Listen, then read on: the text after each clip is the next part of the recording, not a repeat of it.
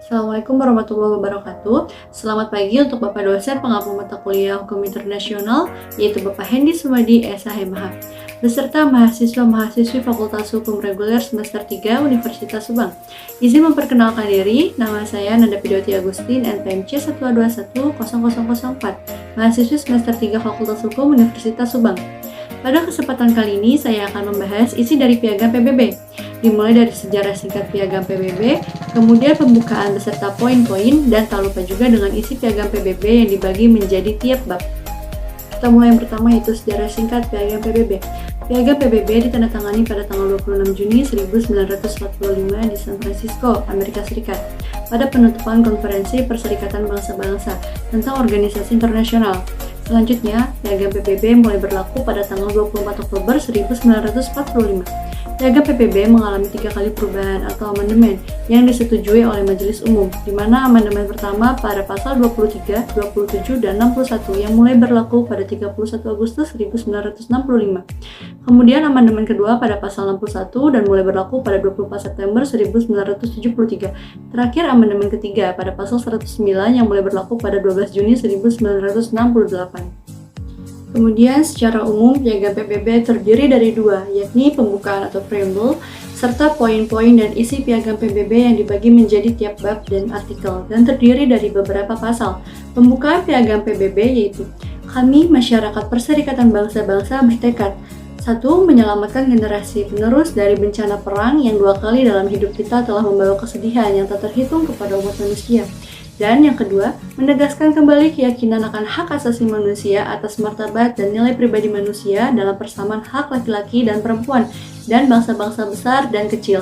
Dan yang ketiga, membangun kondisi di mana keadilan dan penghormatan terhadap kewajiban yang timbul dari perjanjian dan sumber hukum internasional dapat dipertahankan. Dan yang keempat, meningkatkan kemajuan sosial dan standar hidup yang lebih baik dalam kebebasan yang lebih besar.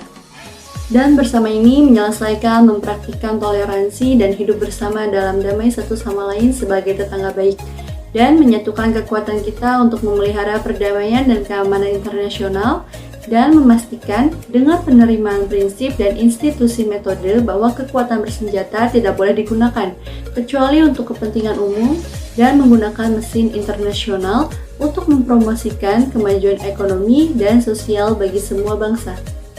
Telah memutuskan menggabungkan usaha kita untuk memenuhi tujuan ini. Dengan demikian, pemerintah kita masing-masing melalui wakil-wakil yang berkumpul di kota San Francisco telah menunjukkan kekuatan penuh mereka, menjadikan dalam bentuk yang baik dan siap. Telah sepakat untuk Piagam Perserikatan Bangsa-Bangsa ini, dan dengan ini mendirikan sebuah organisasi internasional untuk menjadi dikenal sebagai Perserikatan Bangsa-Bangsa. Kemudian kita sampai pada poin terakhir, yaitu isi dari Piagam PBB yang dibagi menjadi tiap bab. Bab 1 menetapkan tujuan PBB, termasuk ketentuan-ketentuan penting dari menjaga perdamaian dan keamanan internasional. Bab 2 mendefinisikan kriteria keanggotaan negara-negara di Perserikatan Bangsa-Bangsa. Bab 3 membahas mengenai badan-badan yang ada pada PBB.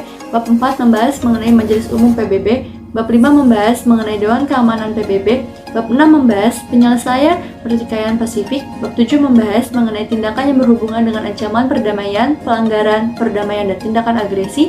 Bab 8 memungkinkan pengaturan regional untuk memelihara perdamaian dan keamanan di wilayah mereka sendiri.